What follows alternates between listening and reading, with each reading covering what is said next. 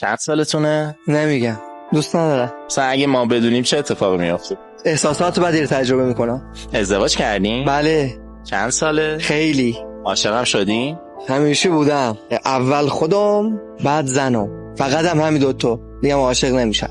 با اینکه شرایط اقتصادی و شرایط جامعه اونجوری نیست که بشه راحت ازدواج کرد، بازم شما میگین ازدواج کنین؟ همین افرادی که این بضاعت خرج کردن رو ندارن، به نظر شما روزمره چقدر خرج میکنن؟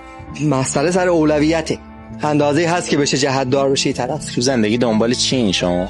بیشتر بفهمم، آگاهیم باز بشه، بست پیدا بکنه، دنبال تجربه های جدیدم. ازدواج برای شما چه آورده‌ای داشت؟ قسمت خیلی کوچیکش بیرونی بود ولی عمدش درونیه. یاد گرفتم واقعا که باید زندگی رو بسازم. چجوری میتونم ازدواج کنم با اینکه این همه شرایط میتونه سخت باشه؟ چی رو باید در نظر بگیرم؟ بخواه. همین.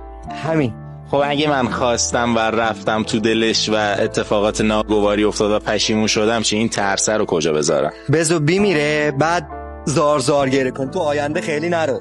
حالا به طور کلی تو شرایط فعلی چجوری میشه ازدواج کرد به نظر شما؟ آقا برید بکنید ازدواج، خیلی فکر نکنید. فقط 2 نفر یه چیزو داشته باشن کارشون شده. زندگی ساختنیه، همین. اگر حتی یه نفر از این 2 نفر هم یه قضیه رو بدونه، اون یکی یاد میگیره ازش. همین، زندگی ساختنیه، همین.